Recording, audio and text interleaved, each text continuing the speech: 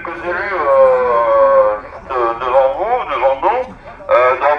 Comme ça, ils vont nous voir et ils sont contents, je suppose, de voir que les Borderais sont vivants et se bougent. Hein. C'est ce qui fait la vie d'un village aussi.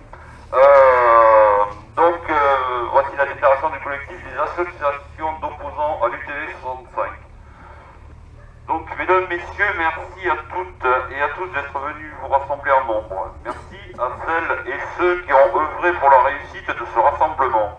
Nous sommes rassemblés ici aujourd'hui autour du refus de l'usine de tri mécano-biologique UTV 65 pour manifester notre ressentiment vis-à-vis de la position ambiguë du maire de Bordère sur l'échelle sur ce dossier, ainsi que pour protester contre le commencement des travaux prévus dès la fin du mois de mars.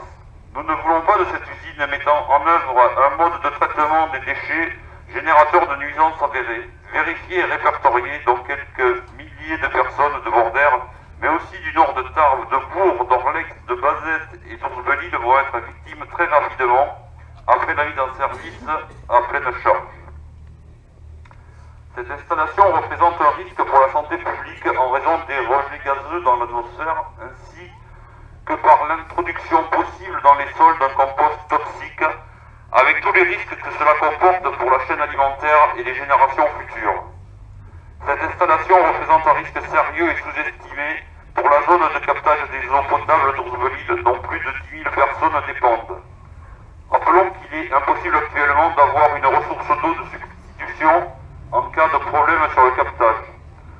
Nous ne voulons pas de cette usine dont le coût initial fixé à 58 millions d'euros augmentera considérablement en raison des améliorations qu'il faudra apporter en cours d'exploitation pour tenter en vain de résoudre les problèmes de nuisance comme c'est le cas dans les autres installations de ce type.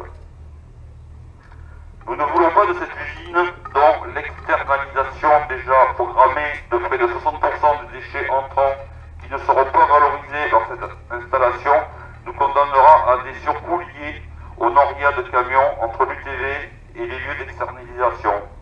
Cette usine qui ne sera pas subventionnée par l'ADEME et dont la subvention du conseil régional n'est pas encore acquise va toucher le département par son impact financier sur tous les contribuables des Hautes-Pyrénées. Comment peut-on maintenir ce projet alors que le département présente un déficit de 14 millions d'euros au titre du budget prévisionnel pour 2015 et que le président du conseil général s'interroge sur les coupes à effectuer pour revenir à l'équilibre? Ce projet ne pourrait voir le jour qu'en ayant recours à une augmentation de la fiscalité. La concrétisation de ce dossier monté à la hâte au mépris des populations riveraines, porté par le conseil général, soutenu par les élus manquant de clairvoyance, en faisant une confiance aveugle à Vinci, aboutira à un gâchis de fonds publics ainsi qu'à un échec industriel. Nous sommes opposés à l'UTV 65, mais nous avons des solutions alternatives à proposer. Encore faudrait-il que les parties prenantes dans la gestion et le traitement des déchets veuillent bien en prendre connaissance. Les citoyens, la santé ainsi que l'environnement ne doivent pas être une variable d'ajustement. Concernant le maire de Bordère-sur-Échelle, il nous est très difficile de comprendre sa position vis-à-vis de ce dossier. Comment peut-on dire que l'on est contre l'UTV 65 alors que l'on est le 11e vice-président du USMTD, en charge du suivi de la construction et de l'exploitation de l'usine, et rémunéré comme tel depuis le printemps 2014. N'oublions pas que le SMTD 65 est le maître d'ouvrage.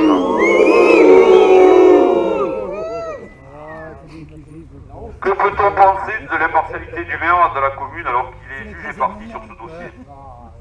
Enfin, en donnant plusieurs avis favorables à la création de cette usine de traitement et de valorisation des déchets ménagers non dangereux, alors qu'il connaît parfaitement les nuisances et les déboires liés à ces installations, M. Christian Paul a fait abstraction de l'article L2212.1 et 2 du Code général des collectivités territoriales qui précise que le maire d'une commune a le devoir d'assurer la sécurité qui tend à éviter les dangers menaçant la collectivité ou les particuliers et la salubrité qui est la prise en compte des préoccupations liées à l'hygiène ou la santé publique au sens large.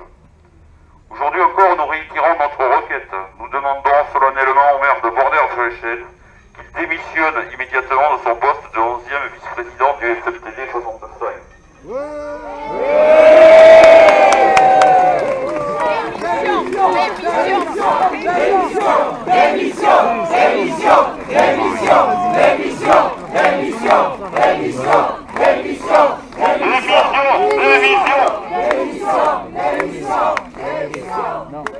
De plus, pour la sécurité et la santé de tous, ainsi que pour éviter un gâchis financier, nous lui demandons d'intervenir et d'user de son autorité auprès des parties prenantes dans ce dossier, afin que les travaux de l'usine ne démarrent pas avant que tous les recours soient purgés. Nous formulons la même requête au SMTD 65, qui dans un communiqué de presse indique que l'OST des travaux ne sera pas signé avant que les recours soient purgés, et qui, lors de la mise en place de la commission de suivi de site, indique que les travaux commenceront fin mars. Messieurs du SMTD 65, la fermeture de l'usine d'Angers est confirmée.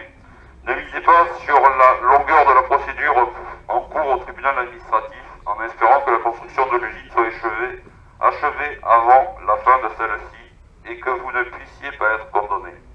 Le cas échéant, à tout démolir en cas d'annulation du permis de construire avec le gâchis financier qui en résulterait pour les habitants du département. Faites en sorte que Bordères-sur-Échelle ne devienne pas un autre silence. Dans votre aveuglement et votre obstination, vous en seriez les premiers responsables. Le collectif des associations d'opposants à l'UTV 65. Alors, juste, voilà, donc ça c'est la lecture de... Donc, juste deux petites choses. Au niveau de l'adresse, on est un certain nombre à se regrouper avec nos assistances juridiques pour payer un avocat. C'est-à-dire qu'en gros, chaque personne qui a une assistance juridique a droit entre 800 et 1000 euros. Plus on sera, plus on aura d'argent pour payer. Au lieu de prendre chacun un avocat, on prend un avocat pour tous. À raison à peu près de 1000 euros par personne. Donc vous voyez, 40 personnes, ça fait déjà 48 000 euros. Et donc là, à ce moment-là, on a largement de quoi payer un avocat et bien soutenir, bien se défendre. Voilà, je crois qu'actuellement, je ne vais pas m'avancer, on doit être une bonne dizaine. Mais bon, vous voyez, si vous voulez participer, c'est avec plaisir. Et je réindique le coup des fagnons, les chiffres noirs, c'est rien à faire, mais faites-le, ça, je crois que ça va marquer les gens, quoi. Voilà. Je vais laisser la parole donc